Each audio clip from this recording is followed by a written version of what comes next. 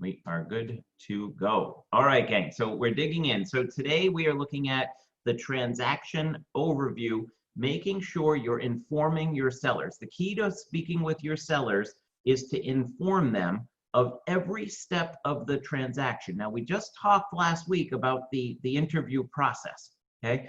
In your interview process, you need to be advising them of what they can expect. Now, there are some things that you'll talk about up front in that seller interview because ultimately you want them to see your knowledge. Now, ultimately, you're not going to turn this into a real estate education class for them, but you need to be coaching minded and education minded when you're speaking with them so that they can see your experience. By the way, even if you don't have a ton of experience, the key is to understand the transaction and inform them because like we talked, communication is key to handling clients. The more they know, the more they will follow your lead.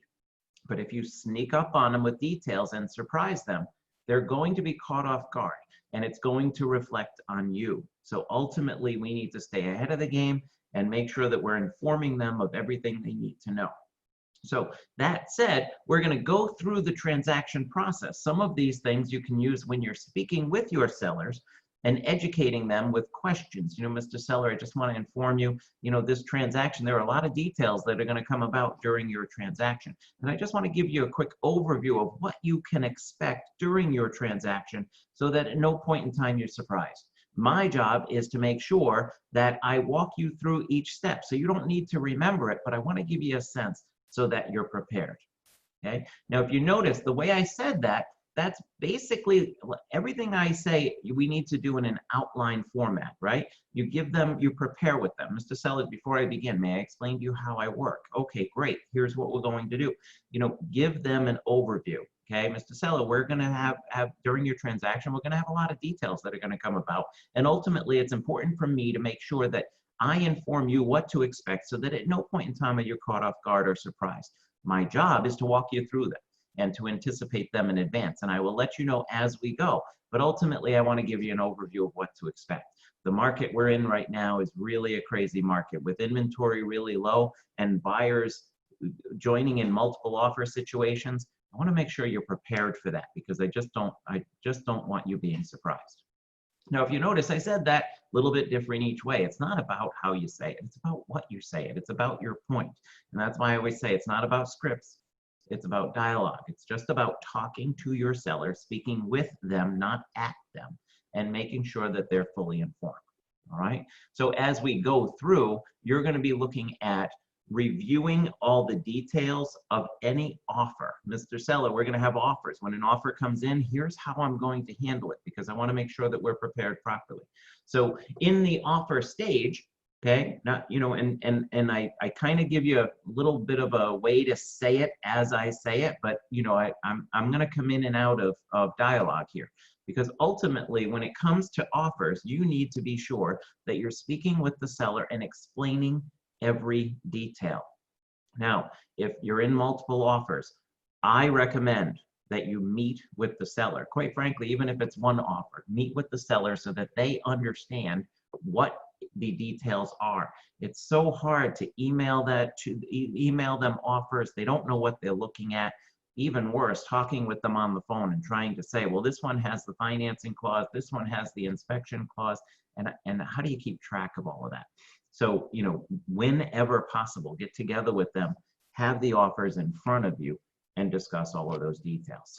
So when you're discussing an offer with a seller, and you're preparing them up front for that offer process, you need to be reviewing all of the details of each offer. I recommend that you go through the smaller details first. Now, all they care about is price, right? How much is the price? What is it? What is the amount? What am I looking at? You know, and how does that work? Bear with me, I'm just opening up the waiting room. So, hi, Jocelyn. So, you know, Hi. what are the details? Good morning. And, you know, what do I need to know? All right. So when we look at that, Jocelyn, I'm just going to mute you. Bear with me. Oh, you are muted. Sorry. Bear with me, guys.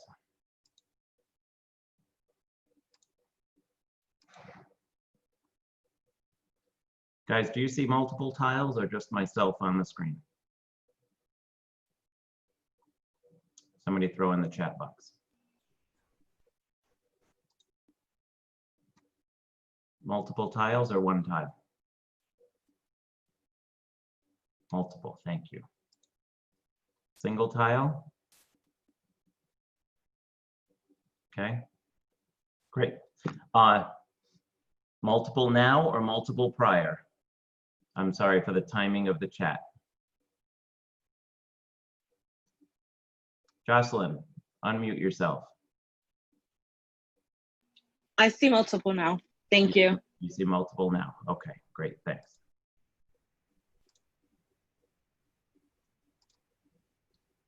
And bear with me here. So, all right. So thank you. So ultimately, so we're discussing the details of the offer. I suggest you talk about the smaller details first, okay? Get through details like this is the financing that this buyer is going for. These are the nuances about this financing method. We need to, watch for that. What are all of the terms of this offer? This buyer wants to close in 30 days. This buyer wants to close in 60 days. This buyer is asking you to wait 90 days for them to close. Each of the details, because yes, they only care about the price, but at the end of the day, we have to negotiate all details of the offer all at once. You don't negotiate the price and then go back and talk about the closing date. Okay, how many times have I seen a co-broke come back to me and say, the seller's accepting your offer, but they want to close, in 60 days rather than 45. Well, then the seller's not accepting our offer, are they? Okay, because the seller's making a counteroffer. Any change in an agreement or a negotiation is in fact a counteroffer. So you need to make sure that the seller is comfortable with all of the details and understands each aspect of the offer, not just the price.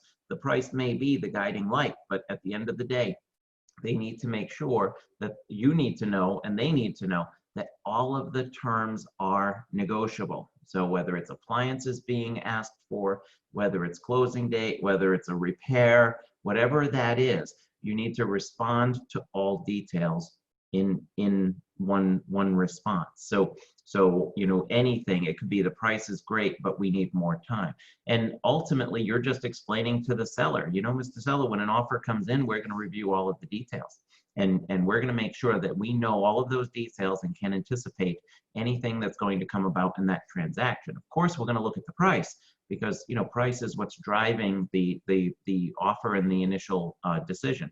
But at the end of the day, all of the details matter. So when an offer is on the table, I will review every detail with you so that we can respond properly on your behalf. Okay, just a simple overview.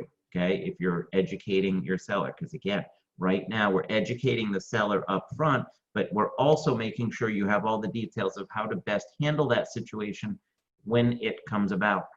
So you have offers on the table. You have one offer, you have multiple offers. You need to understand how multiple offers are so prominent right now. Inventory is at an all-time low, gang. Okay, I think just over 1,500 single-family homes right now in the Rhode Island marketplace.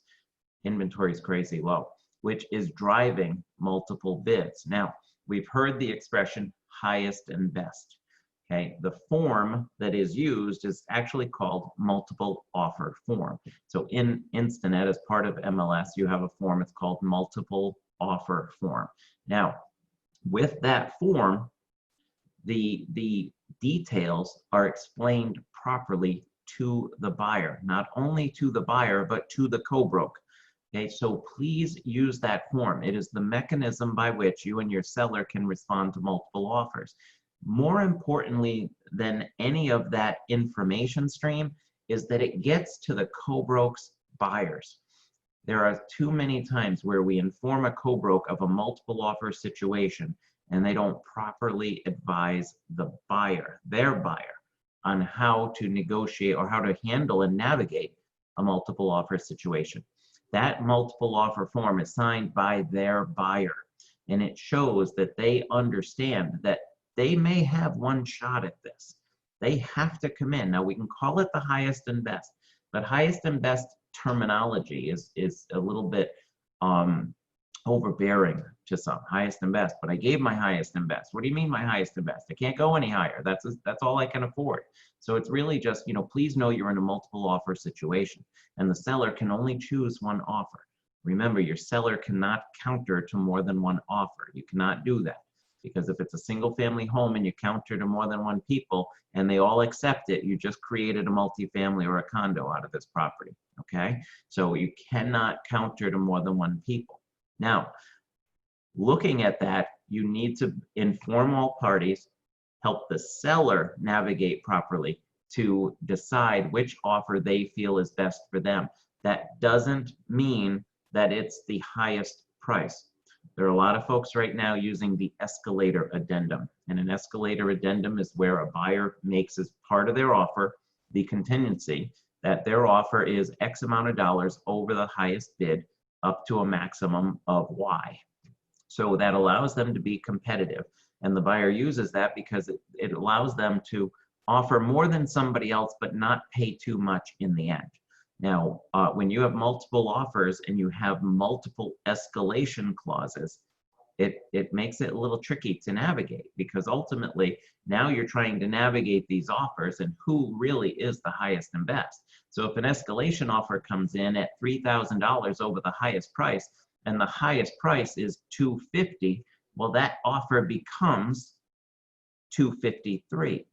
Or it becomes, if it says up to $3,000 over the highest price, but no more than $251, then the highest offer at $250, $3,000 over that is $253, but it's no more than $251, so that offer caps at $251. Make sense? And you need to be able to justify what that nearest competing offer was should the seller accept it. That does not mean that the person with the highest price is going to get it.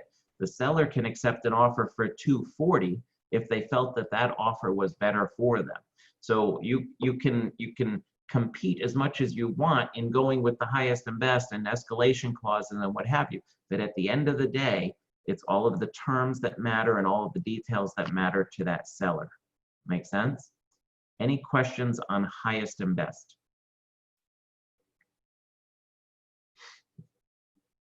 Okay, we're going to continue. So once you've navigated those offers, once you've helped the seller decide what offer they feel is best. Now, I also want to say, always avoid the word we. It's not about we, it's about your client, whether you're working for the buyer or you're working for the seller. When you make a counter offer, you present a counter offer from your seller, you don't say, well, we want to come back at $255, okay? You don't own this house. Same thing with the buyer. We want to offer $250.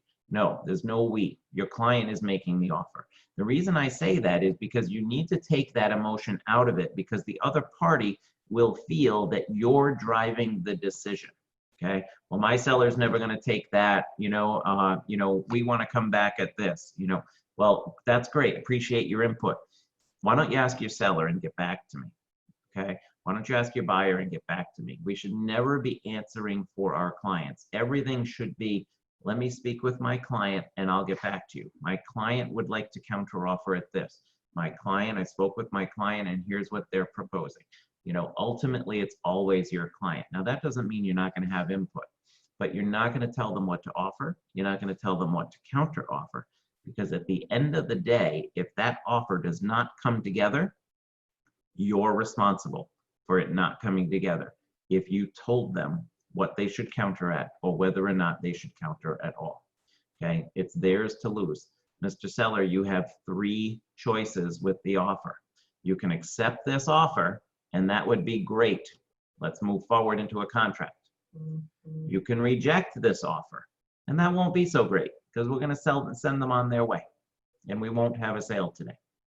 Or we can make a counter offer. But a counteroffer is a rejection of an offer. So if we make a counteroffer, we need to know that we've rejected the offer. We've just added another proposal for their consideration. So anytime there's an offer, your seller has those 3 choices and you need to explain that to them. What do you think, Dean? What do you think we should do? Well, you have 3 offers, Mr. Seller. You can accept the offer and we're done. Let's move forward. You can reject it and we can just continue to look for another buyer, or we can make a counteroffer. But a counteroffer is a rejection. So know that we're rejecting an offer. It just gives us another chance, another bite at the apple to make a counter proposal. Okay?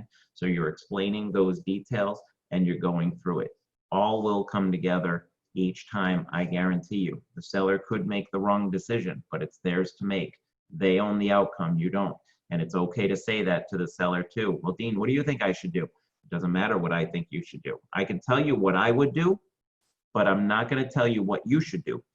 Because if it fails, you own the outcome, I don't. And I'm not going to put myself in that position. It's okay to say those words. You don't have to dodge around it. You know, say it like it is and why you're not advising. Because they hired you to advise. No, yeah, that's why I hired you. What do you think? Well, here's what I think. That's not what I'm telling you to do. Okay?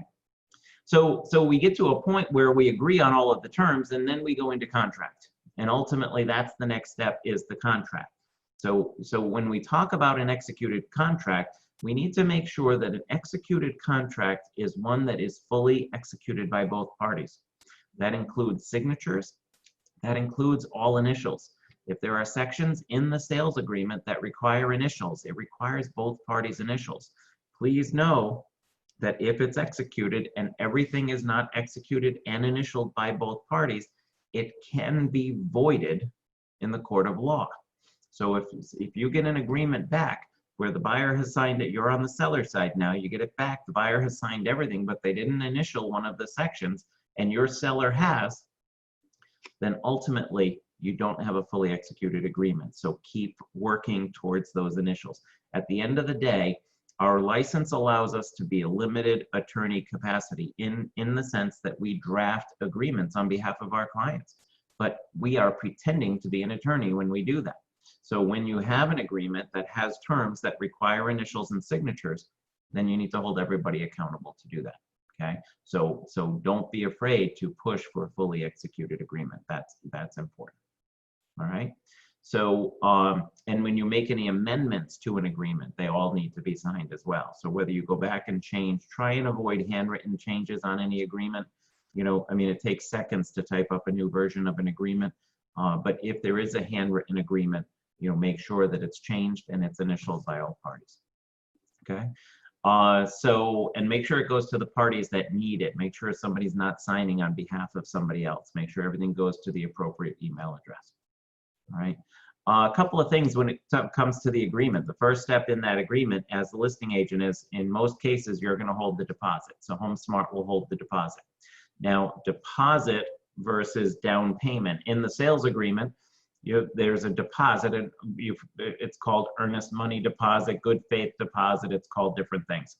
And that is just a sum of money that is held in escrow here at HomeSmart in order to make the agreement binding. Every agreement requires monetary consideration in order to be binding.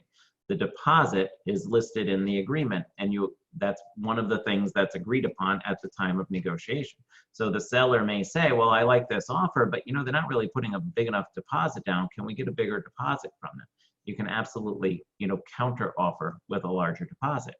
Okay. So, and I've seen deposits at $1,000. I've seen deposits at $3,000. I've seen them at $20,000. You know, there's really no norm. But the more consideration that's given up front, the more comfortable a seller feels taking that house off the market. That deposit needs to be put into our escrow account. So we need to make sure that we receive the check. Please know that even without the check, the agreement is binding if it's signed by all parties. But we need to receive the check. The agreement says buyer has given a deposit. If the check never arrives, they're in breach of deposit. So make sure that whatever is happening, you're coordinating so that you're receiving that check from the co-bro. Similarly, if you're representing the buyer, make sure you're allowing that check to get where it needs to go. All right, because ultimately the buyer has signed stating they've given a deposit. Okay. Also, you know, it can be given in a personal check. Make sure that let's be honest, our job, gang, is to prevent any issues from coming up, right? So we're on the seller side here, and we're collecting a deposit check, especially on the buyer side, but even on the seller side, watch for this. The check that you receive should be in the name of the buyer. Now, the reason I say that is because when the buyer goes for financing, the bank has to do a paper trail to confirm all details, including the deposit. If the buyer got a check from their parents and gave you a check from their parents for the deposit, then they're not going to have a paper trail. You will have to redo that deposit process at some point before closing because the bank needs that paper trail. Okay, Mike, I see your hand raised. Go ahead. What are your thoughts on always making a copy of the deposit check if you can? I know I've run into situations where, oh, do you have a copy of that check? It's like, no, I don't, because my client dropped it off at the office and never gave it to me. So Yes. what are your thoughts on that? Yes, critical. The buyer's bank is going to require a copy of the check. Any business that's depositing a check should have a copy of the check. So when you're giving us a deposit check, we actually ask that one of the required documents is a copy of that check. So if the buyer is dropping it off somewhere else and you don't get the chance to handle it, then ask them to send you a copy of it. You know, I mean, everybody's using their phones so much these days. Hey, before you drop it off, just text me a copy of that check, and this way you have it. But the bank, part of the banking's process is going to say, I need a copy of the deposit check. And if nobody took a copy of the deposit, you know, they will get it back as a canceled check, and the bank will need that as well. They'll need to show that it cleared their account. But, you know, document everything. You know, if we need to show that we have a deposit, you know, you want to make sure that you have that. Especially, you know, by the way, I mean, things happen. If you dropped off a check here at the office into the box for the deposits, you know, then, you know, you should have a copy of that check. Hey, I dropped off the check. This is a copy of the check. You know, we don't make a copy to upload into the system. We deposit the check direct. We'll always have that check, by the way, if we deposit it here, because we scan them here. So if you gave us a check and you need a copy at some point, we have it with the paperwork because we don't deposit it physically at the bank. We scan it. So, you know, just a quick note, we'll always have that check on hand and voided. Okay. But yes, always make a copy of it. All right. And you're going to get the personal check. Make sure it's in the name of the buyer. If it's closer to the closing or it's a very quick closing, know that a deposit check, believe it or not, a full length of time for a deposit check to be confirmed fully clearing the banking process is 10 business days. Now, that doesn't mean the funds don't come out in a couple of days, but there have been checks that have been able to be stopped payment or voided within 10 days. So if we receive a personal check from you and you're closing in 7 days, then you really should be giving a bank check, because we cannot release funds until we have gone the full 10 days. Okay, so watch for that when you're doing that. Okay, and also as part of the sales agreement, you want to make sure that anything else is signed, like sales disclosures, any forms that are required, any addendums that are required with that sales agreement, especially sales agreement. One of the biggest confusing aspects is the seller's sales disclosure. At the time of listing, you should be assisting your seller with the seller disclosure paperwork. Don't send it to them for them to fill out on their own. It's overwhelming. Now, you can't fill it out for them, but you should fill it out with them. And as part of your paperwork, the paperwork process for a listing, gang, could be 45 minutes to an hour just for the paperwork if you truly explain it properly. Okay, and if you don't have the time to go through the paperwork properly with the seller, then let somebody else take the listing, because that is the most critical part of this transaction for them, is that they understand everything. And the seller disclosure helps you make sure that you can explain it properly to co-brokes and to buyers, that property when you're showing that property. Quite frankly, there are times that you will meet with a seller and they're not ready to list, and then you'll meet with them sometime thereafter.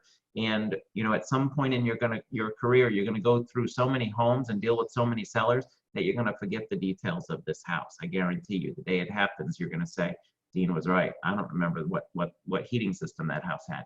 You know, and it seems far-fetched if you don't have that many listings now, but it does happen. So the filling out the seller disclosure with the sellers is your chance to learn that house and relearn that house. Because as we talked, when you're going through the tour of the house, you're making notes on everything they're telling you. Well, your notes might not be completely detailed. So if you're reviewing the seller disclosures with them, okay, and the type of heating system again, okay, great. So that's forced water, right? Now, is it oil or gas? And, you know, and it actually helps you remember the details of that house. So now you have a really complete selling package, but you also have much more complete memory of everything in the house. Okay, so make sure that that paperwork. The point of the sales agreement that I'm trying, the sales disclosure, the law says that the buyer has to review the seller's disclosure form no later than the time of making an offer, prior to making an offer. How many times do we see listing agents never got the seller disclosure from their sellers? I don't have it, let me get a copy of it, and you're writing an offer on that property. No, I'm not saying don't write the offer, but the law says the buyer has a right to that seller disclosure where it's required prior to making an offer. So again, don't hold things up. And it'd be nice to say, well, why don't we make it subject to reviewing the seller disclosure? Well, because the law says it should have been reviewed before making an offer, I don't think that would hold up with the judge. But at the end of the day, you have the inspection period to fall back on, because the seller disclosure form is really only based on what the seller knows about that property. Okay, so continue to move forward. But as a listing agent, you should not be listing that property without a complete file, and the seller disclosure is part of it. Okay. So that's the agreement. So, you want to be able to explain those details. You want to be able to navigate those details when they come about, and overall handle those details with your seller. In addition, and throughout every step, you need to communicate on a regular basis with your seller. You need to communicate every detail, how it's all coming together, what should come about throughout that entire transaction. Okay, so we get to the stage of the, we get through the stage of the offer, the sales agreement itself. Those are the mechanics of it. But what are some of the details that we're dealing with each segment of that transaction in properly communicating and educating and coaching our sellers? Financing. Okay, financing is the big contingency, and right now it just keeps changing, because of the market, and the rates are incredible, and buyers are finding new opportunities. Our sales agreements do not state the type of financing that a buyer is going for. So there are times that buyers will come in assuming they're going to use one type of financing, but then they shift gears and they decide to use a different form of financing. They can do that, okay? Because the agreement doesn't say that they're only going to go for one type of financing. But the communication is critical with that financing, because everyone needs to know there are different types of financing that have certain restrictions that will apply to that property. We've got like FHA financing, we've got different details that need to be done. There are rehab, remodeling loans, 203K, which is part of FHA. In general, with multiple offers, you're trying to do a straight conventional financing, because a conventional financing is the cleanest form of financing. In theory, you don't know what's going to come up, but ultimately the buyer is going to choose their financing method. We need to be able to educate our seller if there are any nuances. So when we look at like the FHA financing as an example, FHA is a little bit more flexible. It allows for folks who might have credit issues to an extent, allow some flexibility. It's also a low down payment, 3.5% down, real flexible program. But it also comes with some issues where when the appraiser comes out to appraise the house can't have peeling paint. It can't have items that need to be repaired. It can't have railings that are missing, things like that, because the financing is there to protect their investment, protect the buyer, but especially their investment. So you may find after an appraisal process that a program like FHA might require repairs to the property. That does not mean that those repairs automatically fall on the seller. There is a misnomer out there that people think, well, the appraisal said a railing needs to be installed in the basement stairs, so have your seller do that. Just because repairs need to be done doesn't mean they fall on your seller, okay? If the buyer's financing requires repairs, the buyer may actually have to coordinate those repairs before closing. I'm not saying tell your sellers not to do anything. Don't misunderstand me. Nothing is meant to the extreme, but I want to make sure that we understand it, because somewhere along the line, somebody assumed that the seller has to repair any items from financing.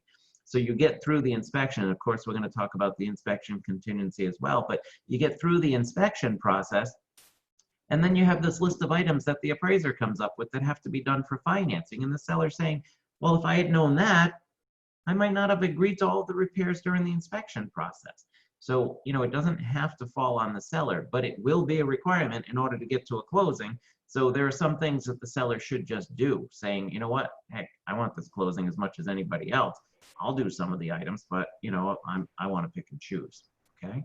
Sharon, I see your hand up. Go ahead. Yeah, thanks, Dean. So in the sense that, it's not necessarily always the seller's responsibility. Mhm. The seller says, okay, I'm not going to do X, Y, but I will do Z, right? The X, Y, the buyer says, all right, I'll do that because I really want the house. Yep. There is a liability though for the seller, right? To have that person on that property. So Yeah. what is the recommendation? Yeah, keep in mind, it may not necessarily be the buyer that's physically capable of doing the repair. They may need to hire someone. So always make sure that it's somebody who's qualified to do the repair, and the seller needs to allow the access. If it's something as simple as painting, window trim, or what have you, the buyer could be able to do that. I would have everybody sign a waiver of responsibility if they're going to be on the property, so that the seller can't get sued if somebody gets hurt, but it can be done. Make sense? Yeah. Okay, cool, thanks. So ultimately, we've got to watch for those details that come about, and your seller needs to be prepared. So it's up to you to make sure that you understand the types of financing that are out there. Now, if you don't have a good working knowledge of different financing programs, there are so many loan officers that are dying to earn your business that will be glad to have a conversation with you and help you understand the types of financing. If you don't want to take that step, then what you need to try to do is find a way with your buyers, regardless, we're on a seller session here, but with your buyers, attend whenever possible their loan pre-approval, okay? Even if it's a conference call, you want to listen to what the loan officers are saying. Here's the type of financing you should go with, and here's why, and you just listen and absorb. The other thing you can do is when your buyer does get pre-approved, if you're not part of that conversation, you can call their loan officer and say, hey, I just wanted to check in. I know you said that they qualify for X amount of dollars, and I appreciate that, but could you tell me why you're suggesting that program and what the benefits are? The more you speak with somebody, the more you'll understand the details, okay? So you get to know those programs, similar to an inspection. The more you listen to at an inspection, the more you'll understand, okay? But you wanna make sure that you're realistic when it comes to the financing, you're realistic on timing, okay? Too many people are trying to close in 30 days these days. Well, with everything going on and the nuances we need to navigate with timelines being delayed, a 30-day closing is probably difficult to coordinate, especially if you're trying to get financing. I've seen financing get approved in 30 days, but to close in 30 days is another story. So you need to make sure that on the seller side of things, that buyer has enough time in that contract and that it's realistic to get their loan commitment, because otherwise you're going to be dealing with an extension and you've got to explain it to your seller. You also need to make sure that there is time between the loan commitment and the closing for your seller to pack.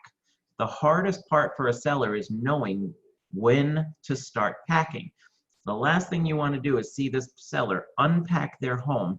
Everything's off the walls. Everything's in boxes. They're living on 2 forks and 2 knives and paper plates. And you call them and say the buyer got denied for their mortgage and we got to put the house back on the market. So it's up to you to explain to that seller up front, Mr. Seller, you need to start packing, but only start packing the things that you're not using. Basement, garage, storage in the closets that you needed to get rid of anyway, but do not dismantle your house until we have the buyer's loan commitment. Because if the buyer's financing falls through, oh, Dean, I thought you said they were qualified. Yes, I did, but we don't know what's going to happen. Anything can change. So once we get the buyer's financing commitment, then you can pack the items that you use every day. But if for some reason this buyer gets denied for their mortgage and we need to get your house back on the market, I will expect you to put things back on the wall and stage it again. So don't do that until I tell you. Now, that will allow you to refer back, because like I always say, it's always great to refer back. Remember when we spoke? Well, you can't say remember when we spoke if you never spoke. So if you find out the buyer's living out of boxes and the buyer gets denied and the seller's like, oh my God, I already started moving. Well, do you remember when we spoke? Now be empathetic, of course. No, I told you so. You remember when we spoke when we started? I asked you not to start packing? Yeah. Well, why did you start packing? Well, because I didn't listen. Okay, as long as we know that you are the one that didn't listen.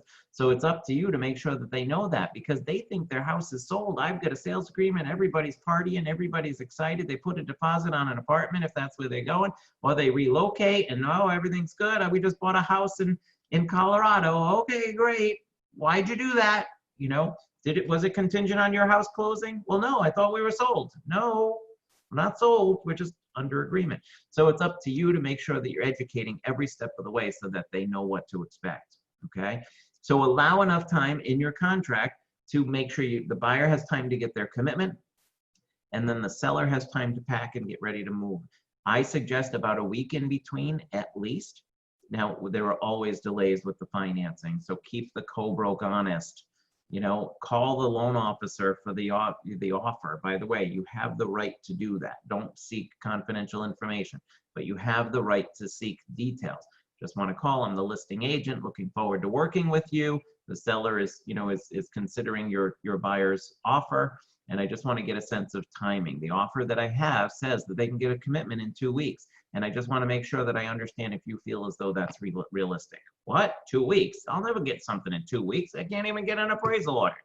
Okay, that's keeping the co-broke honest. How much time do you feel you need? Oh, I need at least 3 weeks. Okay, great. So now you can negotiate properly. You're predetermining situations that are going to come up that you're just going to have to navigate. So don't just take it on face value. Don't assume because you're dealing with an agent who's been in the business a while that they know exactly what's going on. It's not that they don't know. They could be stretching the reality. Okay, so make sure you've got a client to protect. All right, I find many times, for those of you who are listening in that are newer to the industry, find many times, well, they've been in the business so long, I just assumed that they knew what they were doing. Don't assume anybody knows what they're doing. And I'm not talking out against those of us who have been in real estate since real estate dirt. I'm saying that you need to protect your client, and you always need to question, because they could have been misinformed too. It's not because they don't know what they're doing. It's because they could have been misinformed. Okay.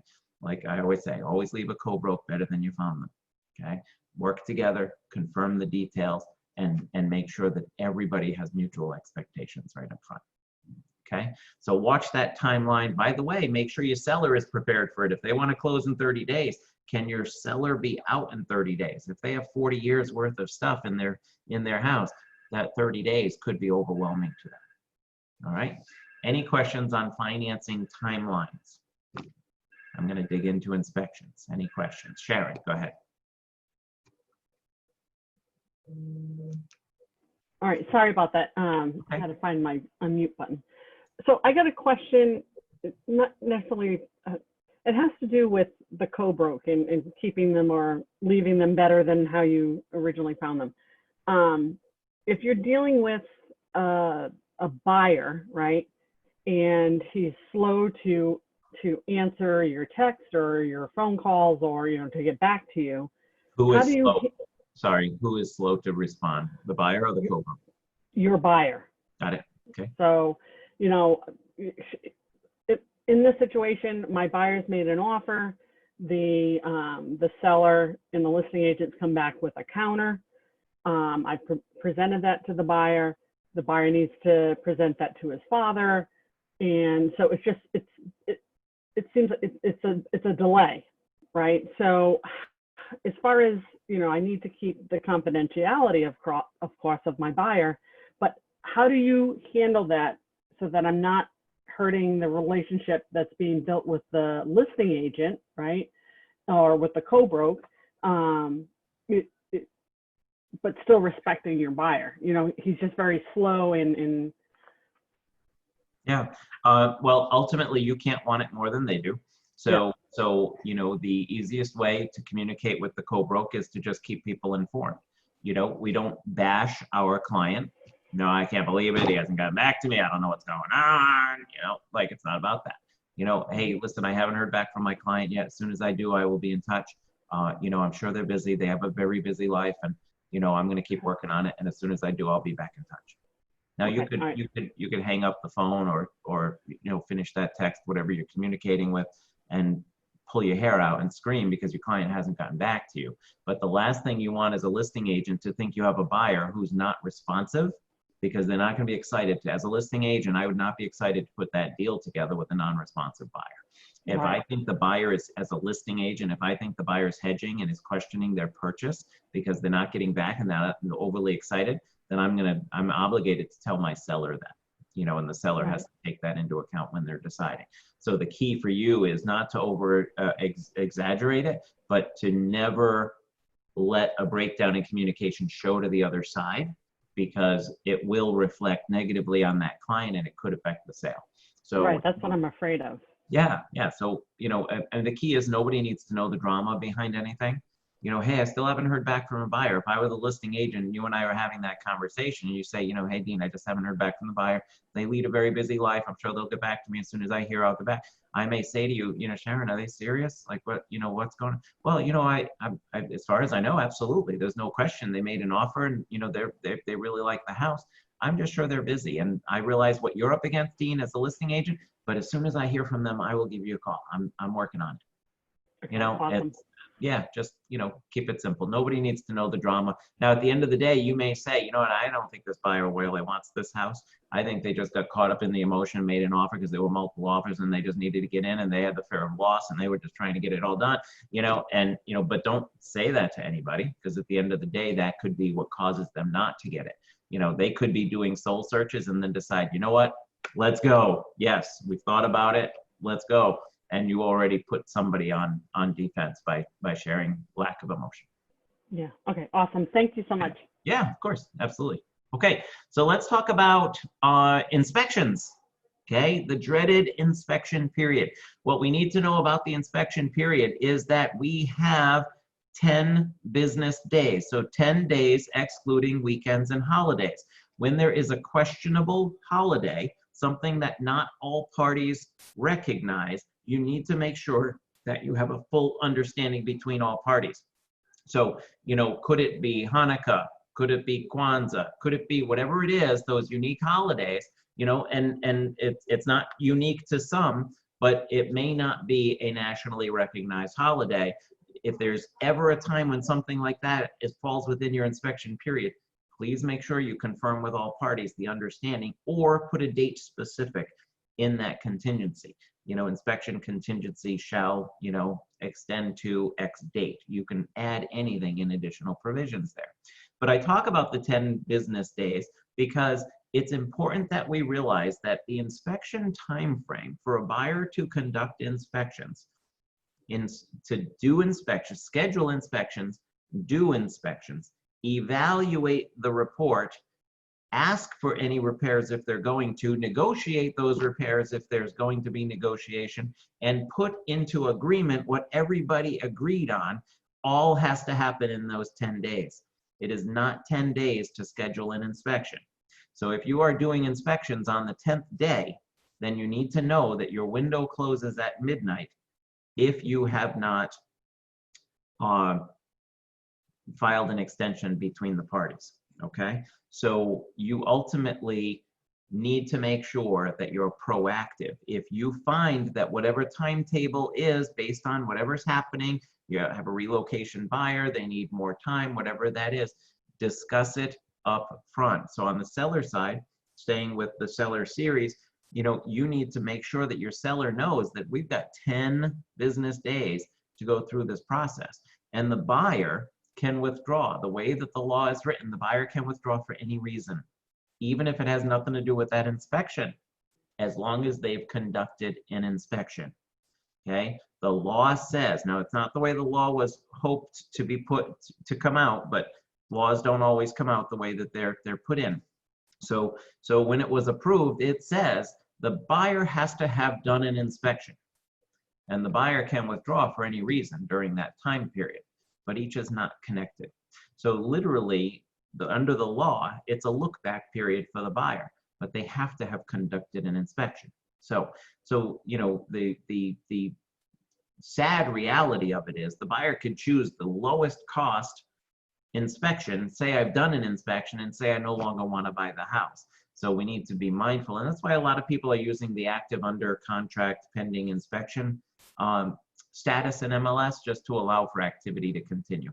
Because there are times in this market where buyers are securing a house through a multiple bid only to fall back on that inspection period if they decide they don't want the house, but they're so afraid to lose the house that they're just getting into a contract. Not everyone, and I'm not suggesting you do that with your buyers, but it's happening.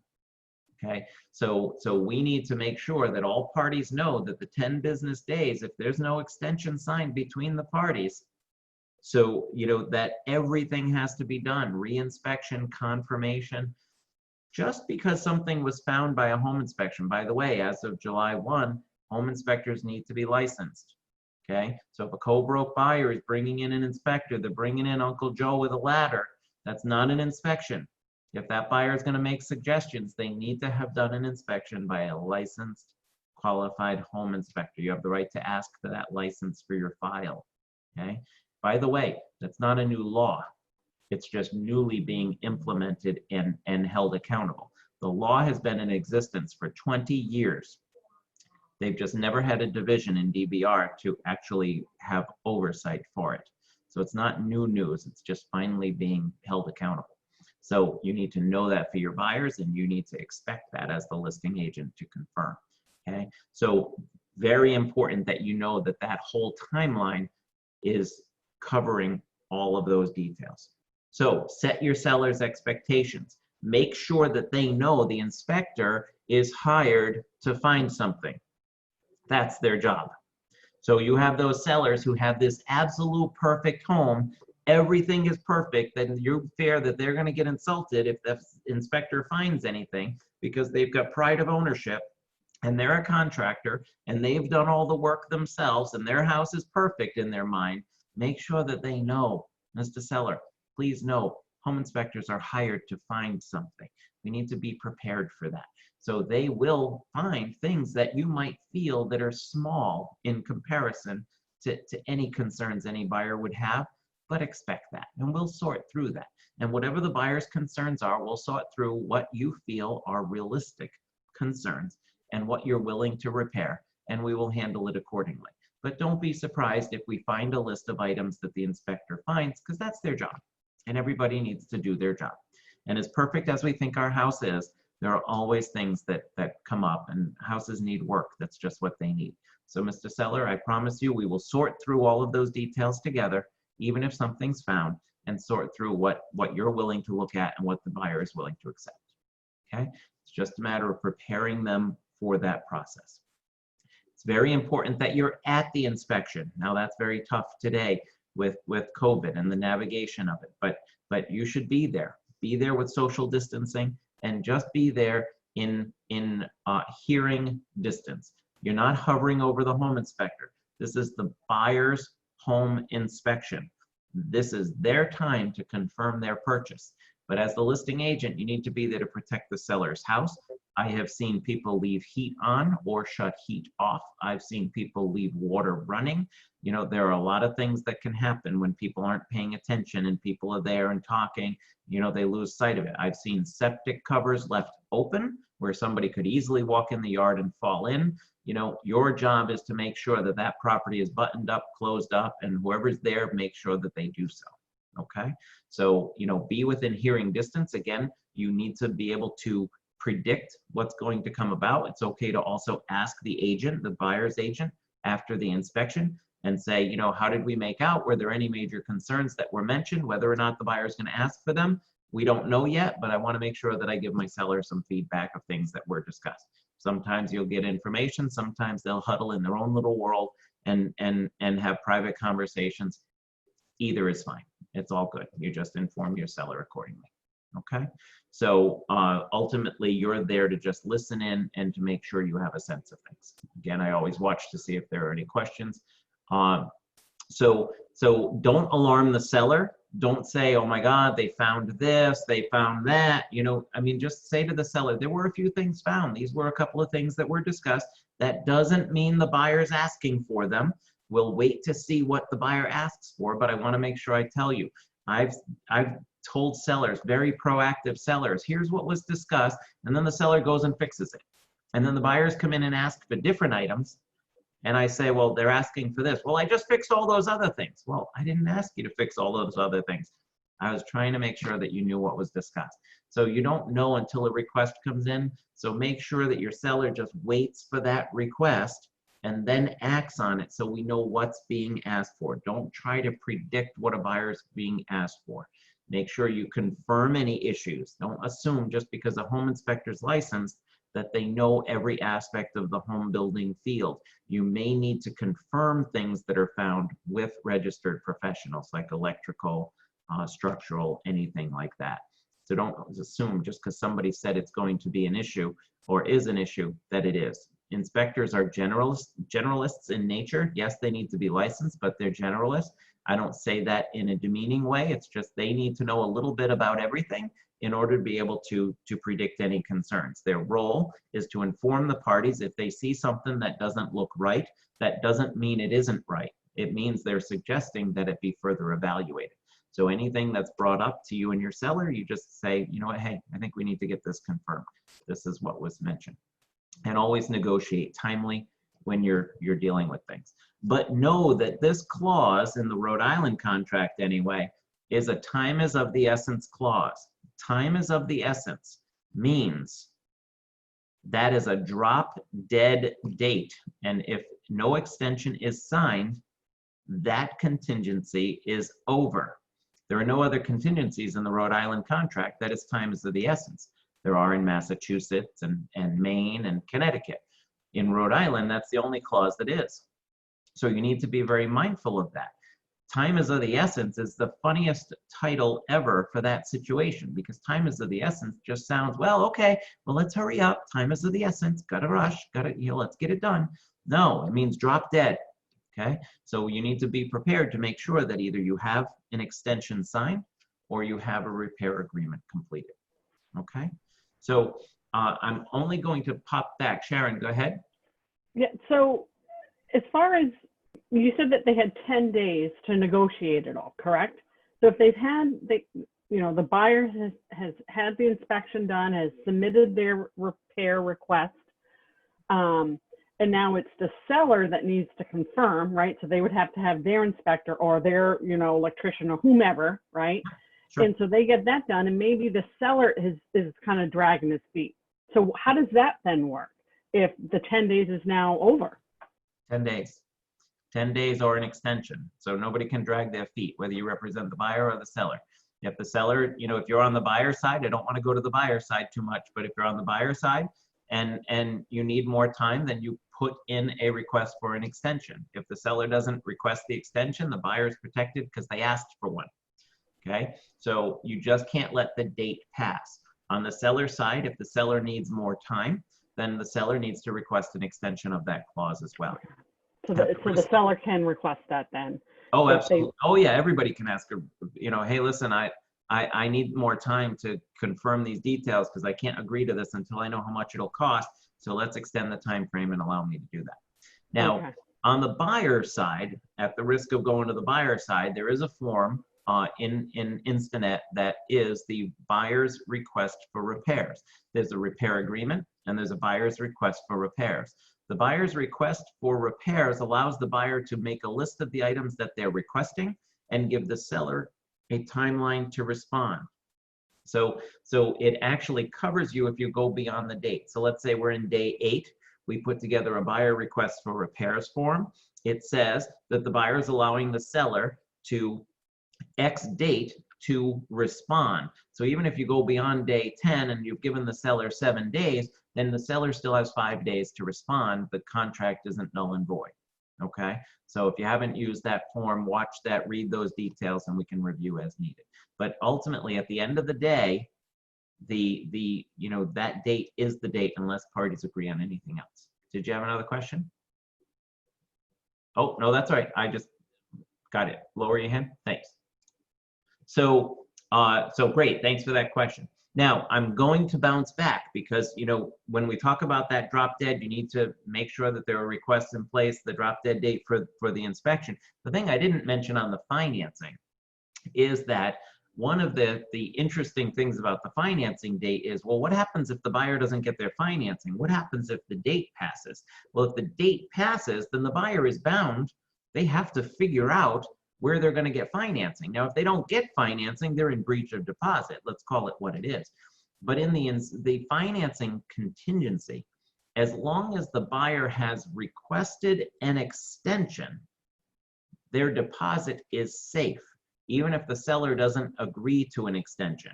So, you know, again, we toggle back and forth with buyer and seller, and that's because we need to know the other side of the equation to properly coach and consult with our client.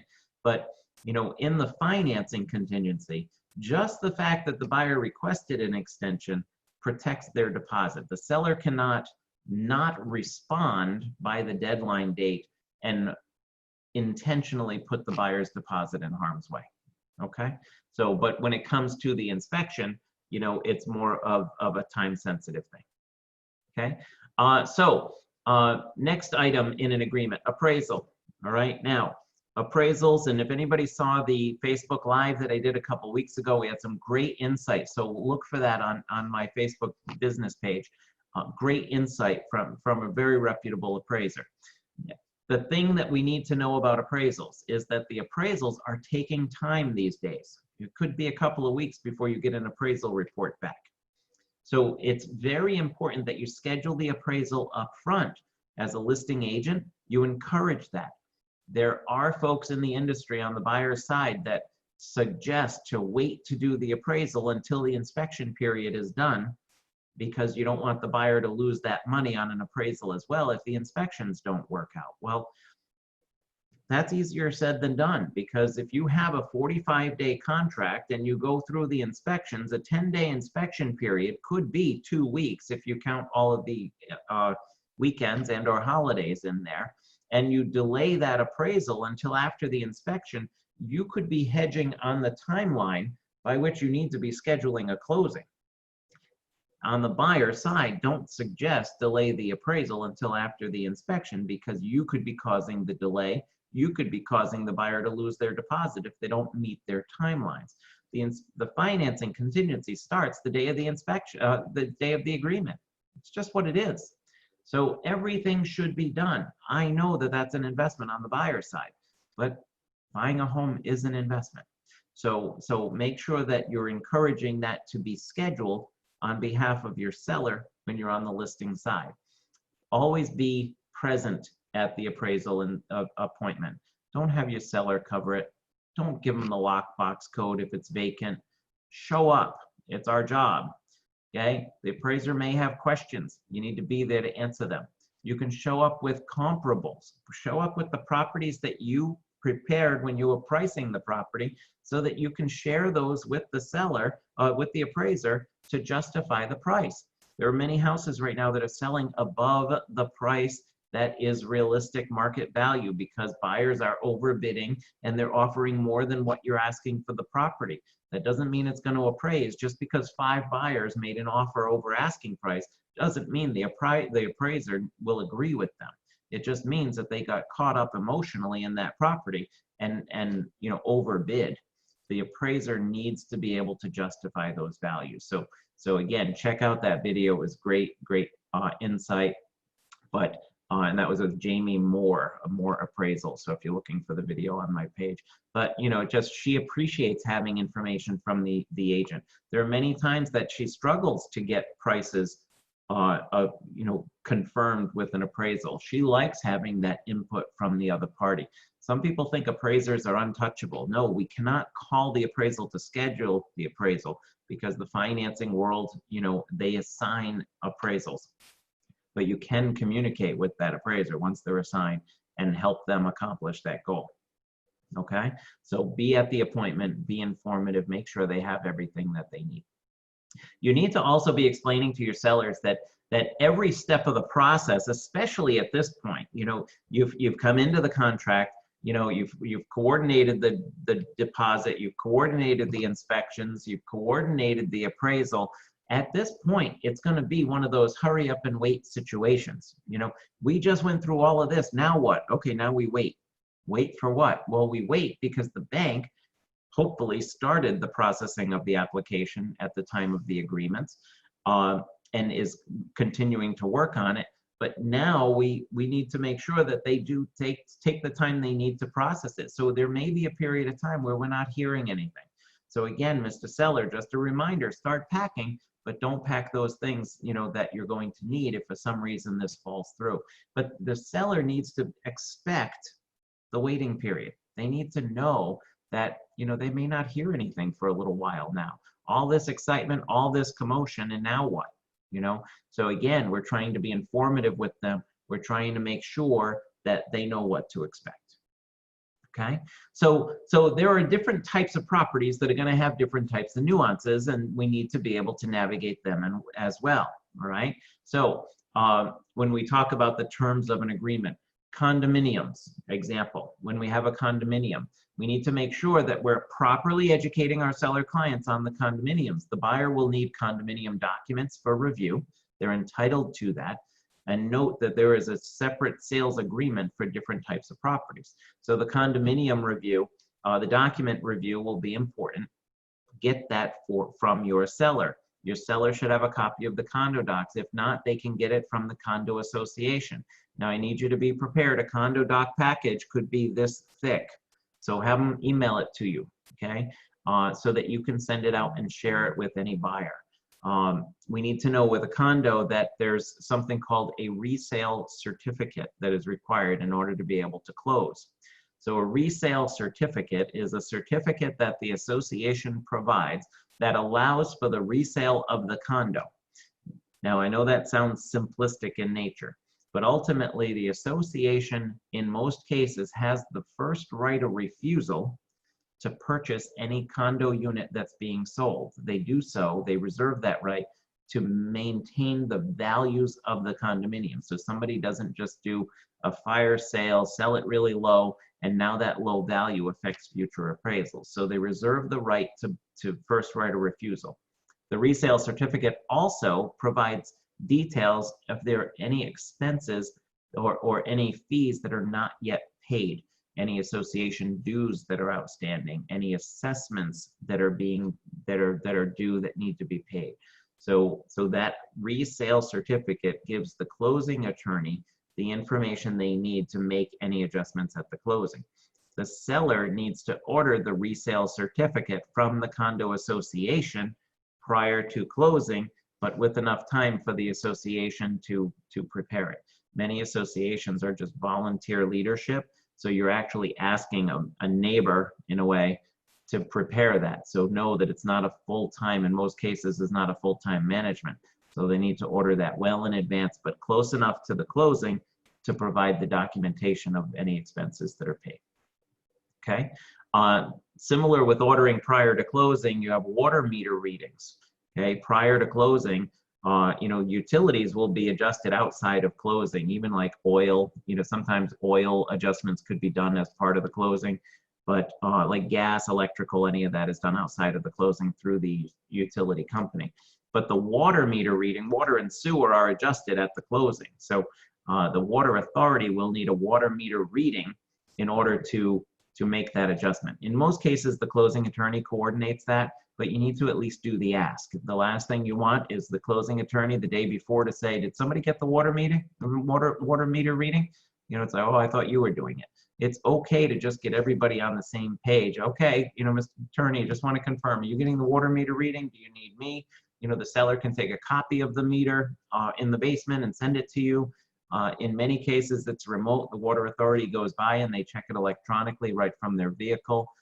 But you need time for them to go out, get the reading, come back, calculate the outstanding invoices, and make sure that there's a bill at closing. Otherwise, they'll have to hold money at the closing in escrow to make sure that the bill is paid when the bill comes in. And they're going to hold more money than the bill. I've seen attorneys hold $500 for a bill that was $20.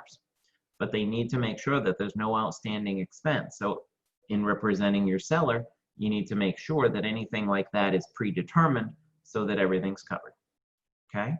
Another thing just before closing is smoke detectors. Those will need to be inspected. Fire marshals are doing remote smoke detector inspections. They're doing video inspections. They're holding escrows at closing because, you know, they're navigating the COVID. Sharon, I see your hand, bear with me. So ultimately, you know, you've got to coordinate for the smoke detector, contact the local fire marshal. You need to advise your seller what detectors need to be in what location. Sometimes the fire marshal has to come out and help coach that. You know, so it's something that you don't want to wait till the last minute on because, you know, and depending on the type of property, may need to be hardwired, you know, or what have you. So ultimately, you need to be able to coach with your seller to make sure that they know what to expect prior to closing. They need to have recent batteries in there. They need to make sure they have detectors at all. Many homes don't even have them. The wires are hanging out of the ceiling. Okay, so coach to it up front. Sharon, go ahead, question? Yeah, so whose responsibility is that? So like if it's the water, you know, they're gonna hold it back in escrow. Whose responsibility after the fact, right? It's not gonna hold up the sale, right? Right. Whose So, responsibility is it to right. get that money for your client? If you're the buyer rep, or I guess this would always be on the buyer rep, so I apologize since we're talking. Nope, it's on the seller actually. So, Oh. as for the water, if the seller does not have a reading done and a final bill from the water authority to show what's due, the attorney will hold money of the sellers in escrow at closing until they get the final reading and the billing from the water authority. At such time, they'll pay the bill that they received and then release the difference back to the seller. But it's the seller's responsibility to get them an invoice, or the attorney will handle it on their behalf. You just need to understand who it is. Okay, so it's not, if you're the seller's rep, it's not my responsibility to keep after that attorney, right? It will fall on between you. It will fall on you if it doesn't happen, yes. I mean, ultimately, you represent the seller. You know, the attorney's job is to do any adjustments, but part of the reason that, just speaking frankly, part of the reason in this example that they had to hold an escrow was because the listing agent didn't get a water meter reading. And it's the listing agent's job and the seller's job to do so. So if after closing, the attorney never solves it, at some point the seller is going to call you and say, hey, Dean, what's going on with my $500? Oh, you didn't get that? Oh, okay. What's your name again? You know, they're going to think you forgot about it. So if it's done after closing, what I would do is put a reminder in your phone for 7 days later. And then you just call the attorney and say, hey, how'd you make out with the water? Okay, oh yeah, we adjusted it. We sent the seller a check. You call your seller, hey, I just checked in with the attorney. They sent you a check. Did you get it? Okay, or just talk to the attorney. They still don't have it. We're still working on it. The seller will appreciate that you were watching their money. Okay, No, thank you. but at the end of the day, the seller has requirements in order to get to the closing, and that's one of them, which always puts it on us as their representative because that's our job. Okay, great, thanks. Appreciate the question. Mike, go ahead. Dean, you may have mentioned this, but how many days in advance before closing should all of this be done? There's no set rule. Great question. You know, for water, I normally do it within 2 weeks because they're still using water, but it's a negligible amount of water at that point. You know, so, you know, within 2 weeks, oil may be the same. You know, especially if it's off season, there's not a lot of oil. But if you're in the peak heating system, you really need to do an oil adjustment closer to closing. Really comes down to what's the probability of use. At some point, you'll never get it exact. But the key is having people available to actually do it. So the water authority they don't have a person waiting at a desk for a call to go out and check your water meter. So, you know, you get into a rotation, you call, they schedule it. They probably go out once a week. You know, it's kind of like that smoke detector inspection. They have set days that they do it. You got to get into their rotation. So water meter, the same thing. So I would say minimum 2 weeks, you know, or just schedule it a month in advance and just say, hey, we have a closing in 30 days. Do you have something in a couple of weeks? Can I get on your schedule? And you just kind of predetermine it. But I wouldn't schedule it before you get through inspections and appraisal and stuff like that. Okay. By the way, the water authority actually automatically changes it to the buyer's name. When you send in the information, they ask for the buyer's name. So they actually change it to the buyer's name. So make sure that buyer is actually the one to buy it. because they'll have a bill at a house they don't own, and for some reason they don't get financing approval. So, I've seen that happen before, because they just take the information you give and change it. They don't know when the property closes. They just get a check. They don't track who they get it from. Okay. So, ultimately, a couple of other things that we need to look at for our sellers. So, when I'm checking my notes, making sure I'm covering everything. Mortgage. Okay, make sure your seller knows that they need to continue to pay their mortgage while they're in pending status. I know that sounds really silly, but they need to keep their payments current. Mike, did you have another question, or did we not lower your hand? Oh, all good. Cool, thanks. So, but I know it sounds silly that they need to make payments until closing, but they need to continue to make their payments. They need to know that if you're closing at the end of the month and it gets delayed and it goes into that next month, if they're closing the first week of a month, they still had a mortgage payment due the first of that month. It didn't change. So, they're going to be paying interest for the month that they went into, and if they go beyond their late payment date, they're going to have a late payment.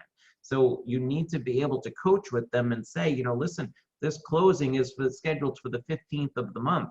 Make sure you make your payment that month to make sure you don't get any late payments unless you're willing to incur the late payment.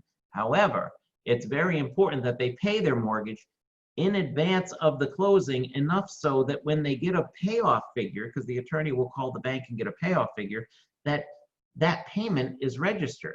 So you have a closing on the 15th of the month. They make their payment on the 13th because it just kept getting delayed and they don't want a late payment.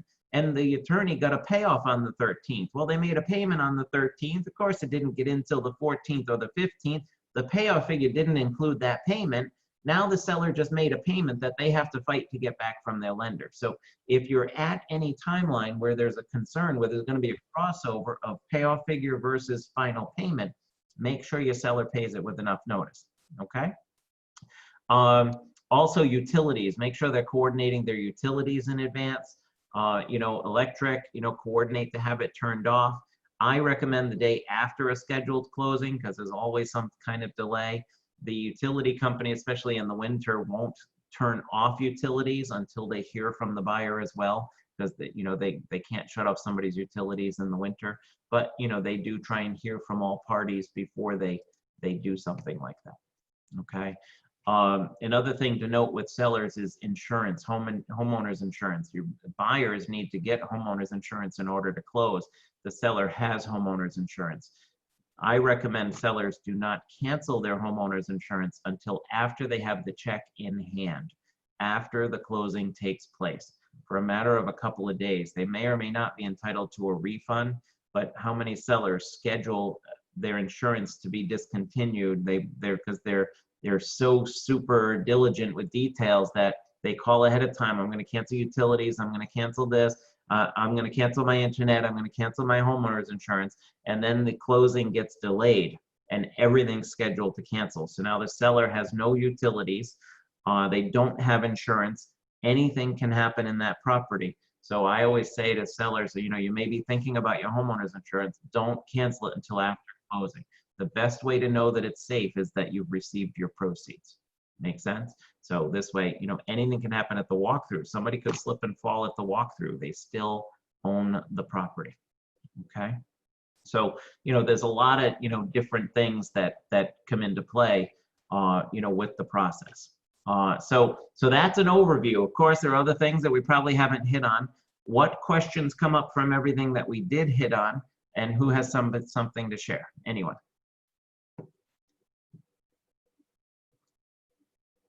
Everybody's just overwhelmed. Nothing to share? Any questions? We're doing really great with time today, guys. So, I have a few minutes if there are any questions at all, even if we switch over to another topic on, similar topic, buyer side, what have you. So, anyone? Good stuff? Hey, Good Dean. stuff? Yes, Mike.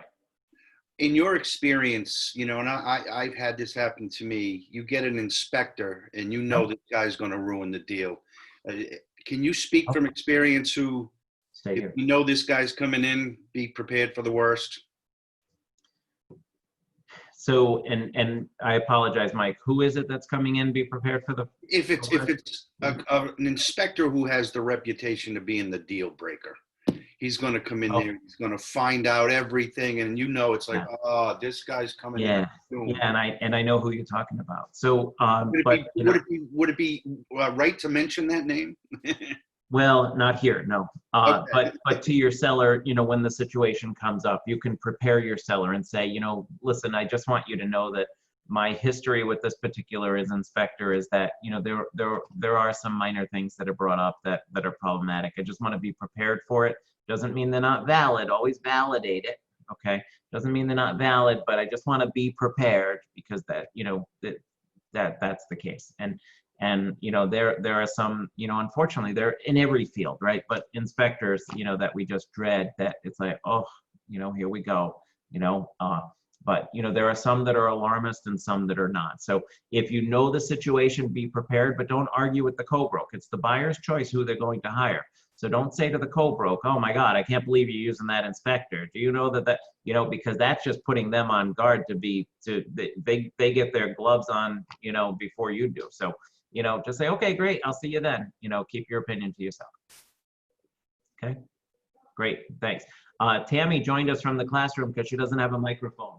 So Tammy's gonna share questions. Go ahead, Tammy, I can hear you. Okay, so as far as the inspection goes, the inspections go. Can you guys hear Tammy?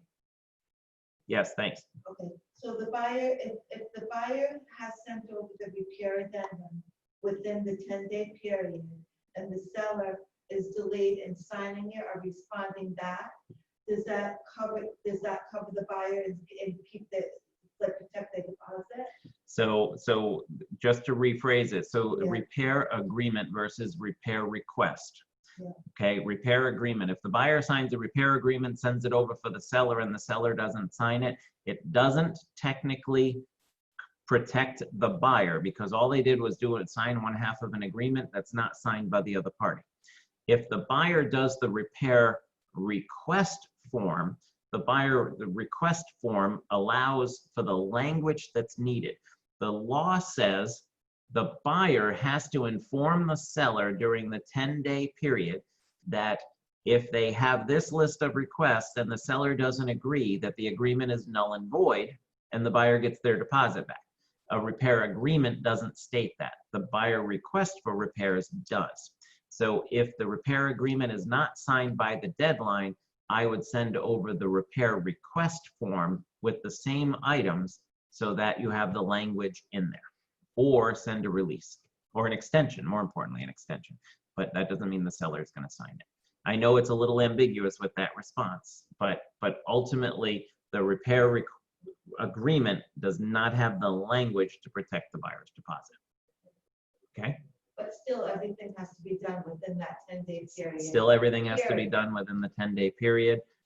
You know, so if you're on the 10th day and it's 11 p.m., send over the buyer request for repairs because it says that the agreement is null and void if the seller doesn't agree. And then it doesn't mean you can't sign the agreement together the next day. It just covers the buyer's deposit in the meantime. And that's really all you need to worry about is the buyer's deposit and whether or not they can withdraw. Okay, I have two more questions. Yeah, please, go ahead. Multiple offers, like if I'm the listing agent and I get multiple offers on a property, should you request that all of the offers be on the multiple offer form from the buyer's agent? Yes, as a listing agent, so there's a multiple offer form in Instinet. Yeah. As a listing agent, you should discuss with your seller needs to decide this, but you should advise your seller. I'd like to go back to every offer with the multiple offer form, give everybody the same deadline to present all offers, and ask them to sign that as part of their offer. Because that form, like I had said, protects you that the co-broke's buyer understands the situation. You're not just talking to the co-broke, and you're not just saying, oh, highest and best, a multiple offer. What does that mean? People don't know what that means. So you can say that the seller is requesting this document signed by buyer as part of their offer. Okay. And Notice I said the seller is asking the buyers to sign this. It's not, hey, I want this form, because it's not about us. It's about our clients. But on condominium, the condominium docs, does the buyer have 10 days to review those condominium docs? Yes, yep, So- follow the agreement. The contingency in the agreement says that the buyer has a certain number of days. I believe it's 10 days as well. But the language is in there as to how many days the buyer has to review those documents. So if you're in a purchase and sales agreement and everything's been executed and the buyer say they reviewed them within those 10 days and then they don't want to buy the condo anymore, they can get out of the agreement? Correct. It's subject to the buyer's satisfaction of those condos agreement. So even if you conducted inspections and satisfied the inspection contingency within 5 days, and in the next 5 days, they find something in the condo docs that they're not happy with, they can say, you know, I don't want to buy it, because it's each contingency is individual in and of itself. Okay. Okay? Thank you. Thank you. See that voice in the background over here? Appreciate that. For the purpose of the video, I wanted to make sure I'm at least looking at the camera, not my back to the vid. So thanks for the questions. Good. Anybody else? Anything? Okay, guys, thanks as always for tuning in. Appreciate you. Next week, we are doing pricing strategies. That is the real hot topic. How do I price properties? Now, again, we're not looking at CMA programs when we're talking about pricing. We're talking about the process by which, the thought process by which we actually help sellers narrow down their price range, the value range for the property. So hope you're here with us then as well. Mike, I see a question. Go ahead. Yeah, you may have answered it. Will we be diving into CMAs at all during that next week? We're not going to dive into an actual program. I'm not going to be click here, do this, sort this, all this stuff, because everybody uses different CMA programs. What we're going to be talking about is the logic of pricing. So whatever program you use, that's where you can get the data. We're going to be talking about how do we narrow down the pricing from as simple as, let's look at the house, the history of the house, let's look at the history of the street, let's look at the history of the neighborhood, let's look at the history of the town. How do we identify comps? What is a comp? How do we evaluate those details so that we can help a seller narrow down based on the information what the value range is for the house? Now that data can be sought by RPR, could be sought by the MLS CMA, our HomeSmart CMA program. We can seek that data, but it's more about talking about the pricing. What's the logic of pricing? And then because everybody uses different programs, it's tough to use an actual program because people won't relate to it if that's not what they use. So, but you will be able to then source that information in whatever program you're using. Make sense? Yes, thank you. Yep, you bet. Awesome. Thank you. Okay, guys. Appreciate you being here as always. I will see you soon. Any questions direct, always reach out. We're here for you. Thanks.